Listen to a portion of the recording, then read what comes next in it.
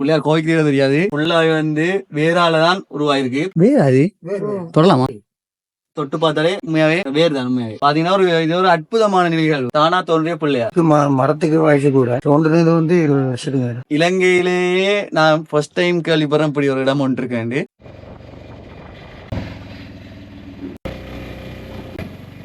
பாத்தீங்கன்னா ரோடு எப்படி இருக்குன்னு பாருங்க.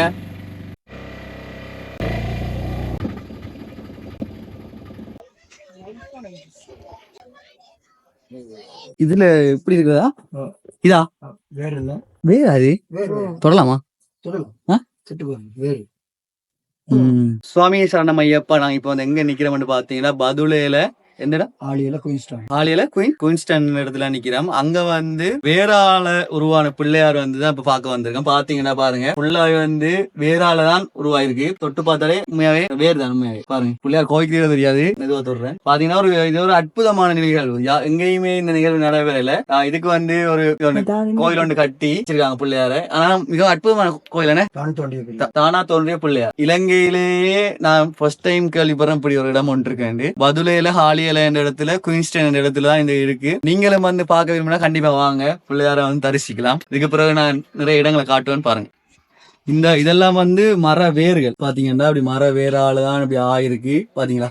ஆனா இது எத்தனை 20 வருஷத்துக்கு முதல்ல 20 வருஷத்துக்கு முதல் வந்து இப்ப 20 வருஷம் வேண்டா இப்ப 2024 20 வருஷம் வேண்டா 2004ஆம் ஆண்டு உருவாயிருக்கு. ஆனா அற்புதமான நிகழ்வு. 2004ஆம் ஆண்டு நான் நினைச்சேன் ஒரு 100 வருஷத்துக்கு முதல்ல அப்படி நடந்திருந்தா நம்பலாம். ஆனா இப்ப 20 வருஷத்துக்கு முதல்ல உண்மையாவே நல்லா இருக்கு. உண்மையா பிள்ளையார் பாத்தீங்களா விளங்கும். அப்படியே சுத்தி பார்த்தா வந்து வேர்கள் அப்படியே இருக்கு.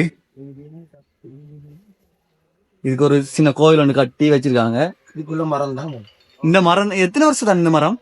இதுக்கு மரத்துக்கு வயசு கூட தோன்றது வந்து 20 வருஷத்துக்கு.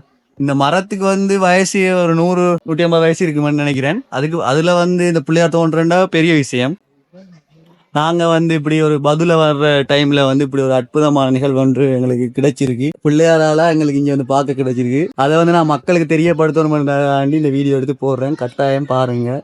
சுவாமி சரணம் ஐயப்பா. இப்படி பாத்தீங்கன்னா இது வந்து அப்படி இயற்கையா சூழப்பட்டிருக்கு. இதெல்லாம் வந்து தேயிலை தோட்டங்கள். அதுக்குள்ளேயே வந்து இந்த பிள்ளையார் வந்து அமைஞ்சிருக்கு. இந்த மரத்தின் கீழ் அடியில அமைஞ்சிருக்கு. முக்கியமா குறிப்பா பாத்தீங்கன்னா பதுளை கிருபானந்த வாரியர் தமிழ் வித்தியாலயத்துக்கு பக்கத்திலேயே இந்த கோயில் வந்து அமைஞ்சிருக்கு. இங்கத்த மக்கள் வந்து கொடுத்து வச்சவங்க இப்படி ஒரு ஆலயம் ஒன்று அமைகிறதுக்கு.